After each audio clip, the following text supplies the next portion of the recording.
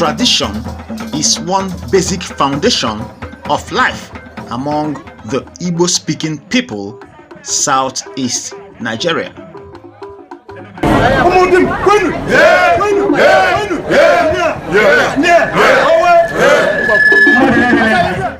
But there are certain traditional practices that seem strange in modern times, yet communities where they exist still hold them in high regards. One of such traditions is found among some communities in the Njaba area of Imo State, Nigeria. This involves protection of marriage institution, especially as it affects the female gender. This is an age-long practice where men are in trouble. In fact, a man could end up dead once his wife engages in sexual infidelity. Among the communities where this tradition is still very alive are Okwodo, Ata, and Nkume, all in Njaba local government area of Imo State. I was in Okwodo community to understand how this tradition works, and I realized that it was more spiritual than physical. So here's what happens. When a woman cheats on her husband and the husband is either completely aware or is suspecting that the wife cheats, yet he decides not to raise alarm or report the wife to the community once that woman cooks for him or gives him anything to eat, he gradually falls sick and dies if nothing was done to appease the land through a process called Ikwanso, which means appeasing the land. But if the man raises alarm by informing the community of his suspicions over his wife's infidelity, he lives.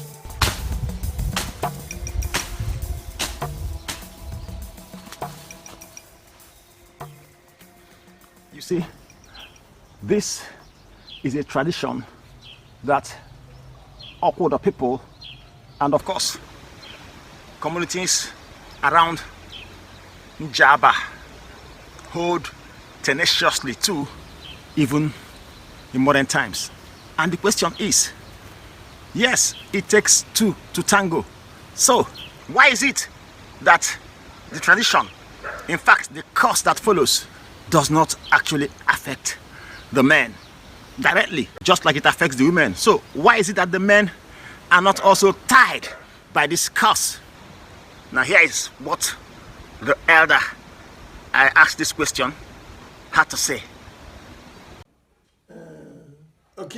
Do you tie a man down? My first question. Okay. I ask you, do you tie a man down? You don't tie a man down. What? When you come to Okwodo town, since I was born, I've always known that the tradition is that a married will not sleep with another man except the husband. If a woman gets angry with the husband and says instead of the husband to have sex with her, she will sleep with a dog, that woman has spoken abomination against Okwodo land. If the woman abandons her husband and has sex with another man, that's where it becomes worse. If a man hears that the wife is cheating, finds out and hides it, the man is also in trouble. That's when you hear that a woman's infidelity has killed the husband. But when the man was warned, he didn't do anything. If the man suspects that his wife is cheating and raises alarm, then he is free from the curse. But if he hides it, the curse will deal with him too. There was an instance in this land when a man suspected that his wife was cheating. He went to the market square during the big Eke market day and shouted that he did not understand his wife's behavior again, that he was suspecting she was cheating. The woman eventually had problem, which cost the man so much money for her medical assistance. But the man survived because he reported the incident before time. This is not magic.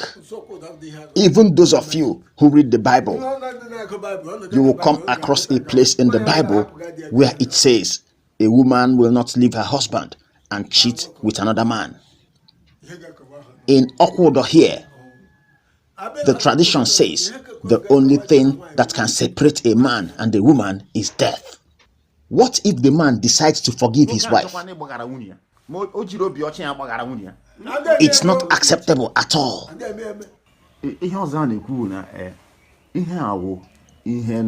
It is clear that the people being affected today were not part of the agreement to have this tradition on them. Has there been a time community members attempted to do away with this practice? There was a time some people in the community summoned villagers and said they wanted to stop this practice. That led to the death of those who took that decision. Some died on their way home from the meeting venue. It was like a massacre.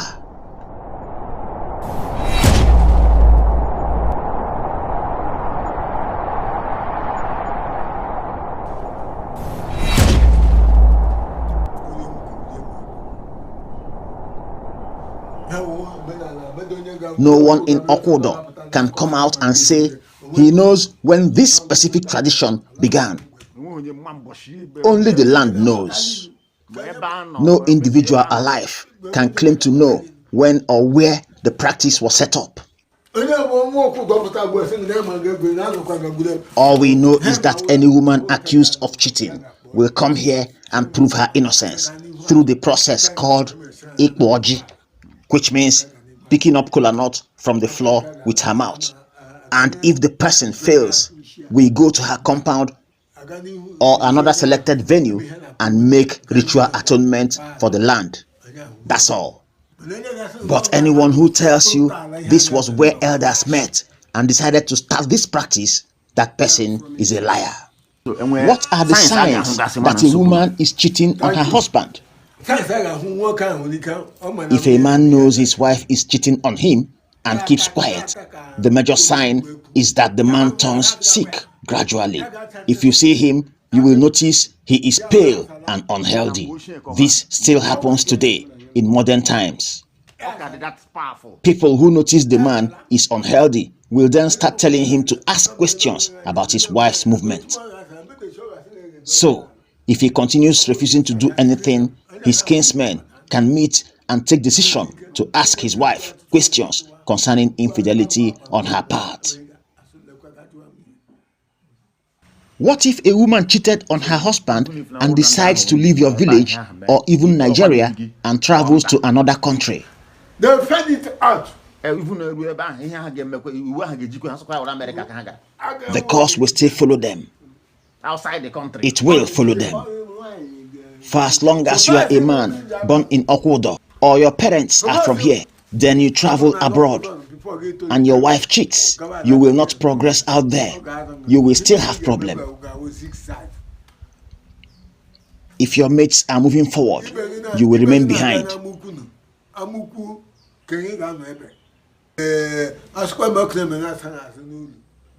If you have an elder at home, you can send the person to go and ask questions in order to know how to solve the problem.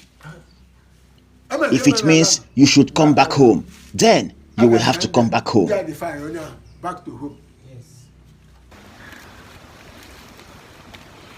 So you see,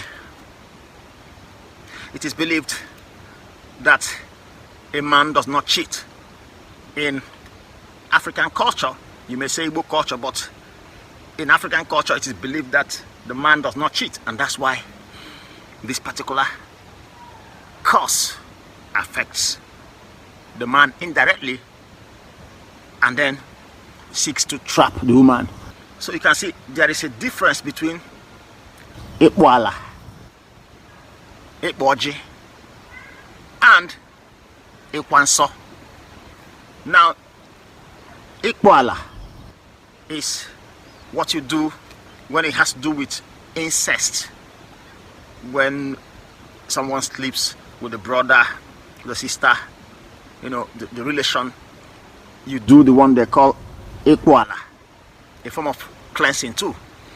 Then, Ikwoji is the one that, of course, it has to do with infidelity directly. The woman that is suspected to be cheating on the husband comes to prove that she is innocent.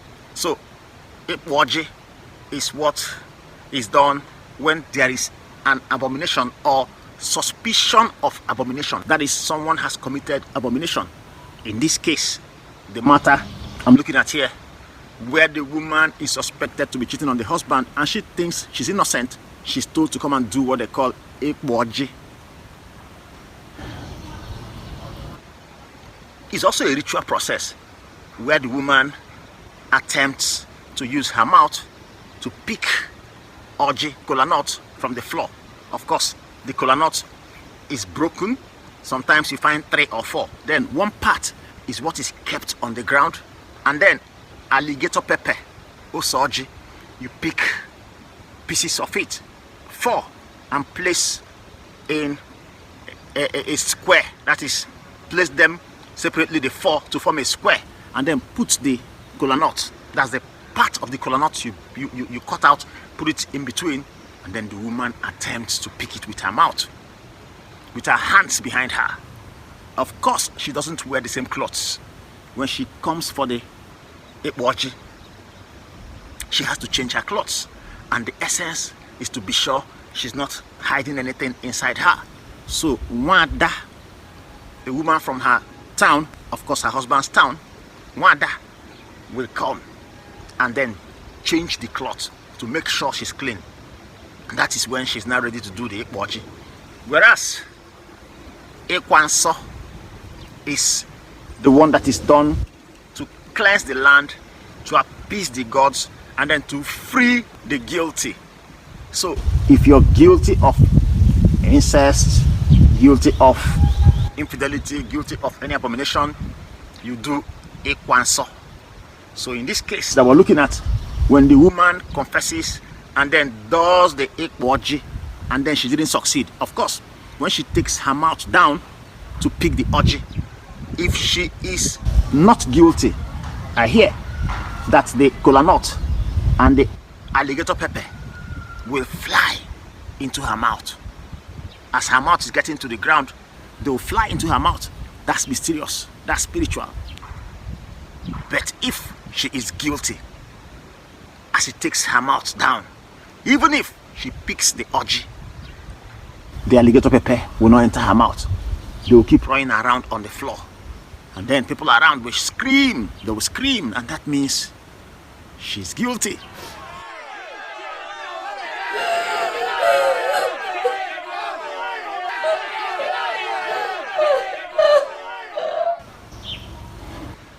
Sad, you may say, but this particular tradition is held tenaciously by people of Okwodo till date.